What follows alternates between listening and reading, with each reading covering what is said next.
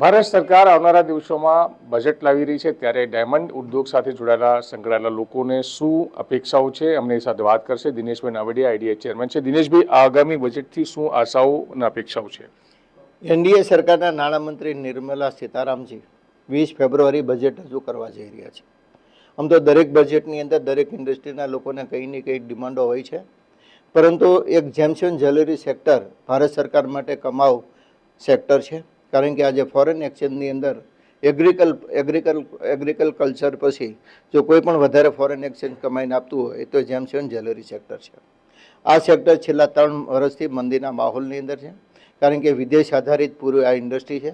આજે વિદેશોની અંદર યુદ્ધનો માહોલ, અમેરિકાની અંદર મંદીના માહોલના કારણે જે ઇન્ટરનેશનલ માર્કેટની અંદર ડિમાન્ડ હોવી જોઈએ ડિમાન્ડો નથી. એના કારણે આ ઇન્ડસ્ટ્રી સાથે જોડાયેલા રત્ન કલાકારોને ખૂબ મોટા પ્રોબ્લેમો ક્રિએટ થયા છે. આજે ઇન્ડસ્ટ્રીના લોકો લોસ કરીને છેલ્લા 3 વર્ષથી લોકોને રોજગારી આપી રહ્યા છે, પરંતુ જે લોકોની ઇન્કમ 35-40 હજાર રૂપિયા પર મંથ હતી એ ઘટીને આજથી 20-25 હજાર રૂપિયા થઈ ગઈ છે.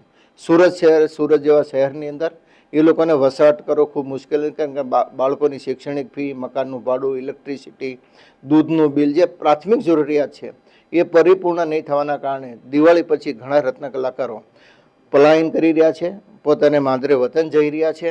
અને સાથે સાથે એમએસએમઈ સેક્ટર સાથે જોડાયેલા લોકો પણ ધીરે ધીરે આર્થિક મુશ્કેલીનો સામનો કરી રહ્યા છે.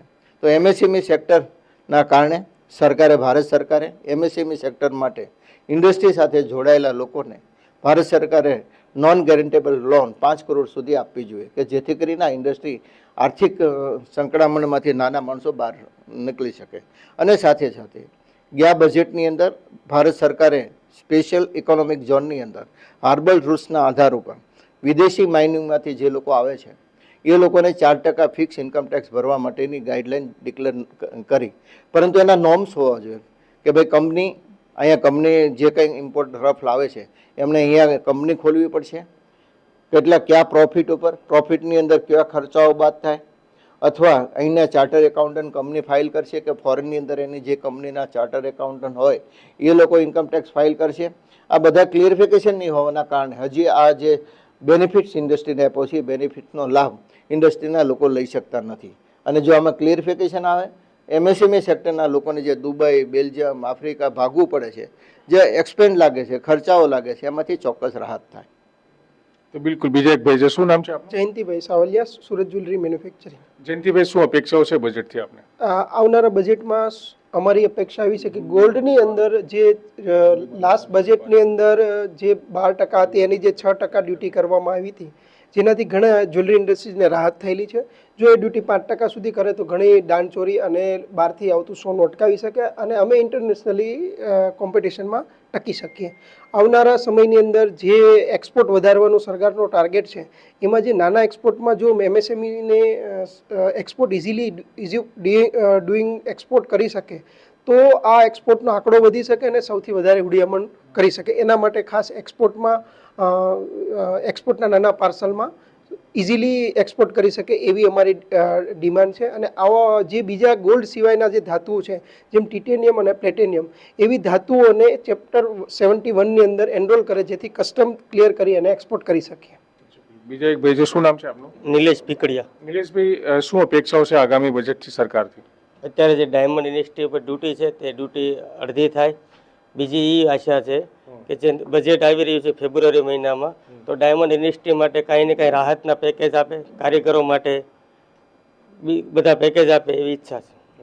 હાલની પરિસ્થિતિ થોડીક બીક છે. 2-3 વર્ષથી મંદીનો બહુ માહોલ છે, કારીગરોને કામ પૂરતું મળતું નથી, રોજીરોટીનો પ્રોબ્લેમ છે.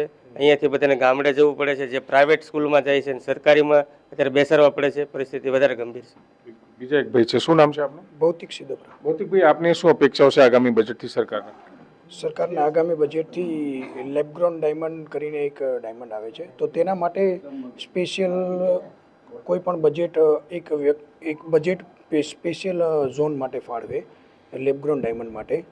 કે સરકાર જેમ નેચરલ ડાયમંડને પ્રમોટ કરીએ છીએ વિઝવી અમે લેબગ્રોન ડાયમંડને પણ પ્રમોટ કરીએ છીએ, તો એના માટે એક સ્પેશિયલ બજેટ આગામી સમયમાં ફાળવે સરકાર. અને એમાં પણ 2 પ્રકારના આવે છે, એક સીવીડી ડાયમંડ આવે છે, સીવીડી પ્રોસેસ આવે છે, અને એક એચપીએટી પ્રોસેસ આવે છે. CVD process chemical vapour deposition. તો આ પ્રોસેસ અહીંયા ઇન્ડિયામાં જ આપણે રફનું મેન્યુફેક્ચરિંગ ગ્રો થાય છે, ગ્રો થાય છે લેબમાં. અને HPHT પ્રોસેસ મતલબ હાઈ પ્રેશર હાઈ ટેમ્પરેચર, તે આપણે ચાઇના મોનોપોલી છે, તો ચાઇનાવાળા પાસેથી તેનું મેન્યુફેક્ચરિંગ થાય છે, તો આપણે ત્યાંથી એક્સપોર્ટ કરીએ છીએ, ઇમ્પોર્ટ કરીએ છીએ. તો મારું કહેવાનું એટલું છે કે સરકાર જો એ ઇન્ડસ્ટ્રી મતલબ HPHT પ્રોસેસ છે, જે પ્રોસેસમાં ડાયમંડ રફ મળે છે, એ અગર અહીંયા ઇન્ડિયામાં જે મશીનો લાવે અને અહીંયા એનું મેન્યુફેક્ચરિંગ ચાલુ કરે, તો આપણી કંપનીને મતલબ આપણી દેશમાં જે લેબગ્રોન ડાયમંડ ચાલે છે તેને થોડુંક ઇઝ મળે. તો બિલકુલ સુરતમાં અલગ અલગ સેક્ટર સાથે, જેમ કે ડાયમંડ ઇન્ડસ્ટ્રીઝ હોય કે જ્વેલરી હોય કે લેબગ્રોન ડાયમંડ હોય, આ ત્રણેય અલગ અલગ જે ફેક્ટર છે એની સાથે જોડાયેલા વેપારીઓ આપણી સાથે વાત કરી રહ્યા હતા. સરકારના આગામી બજેટથી શું અપેક્ષાઓ છે અને વર્તમાનમાં ત્રણેય ઇન્ડસ્ટ્રીની શું તકલીફો છે એની સાથે વાત કરી હતી. સંજય સિંહ રાઠોડ, ગુજરાત તક, સુરત.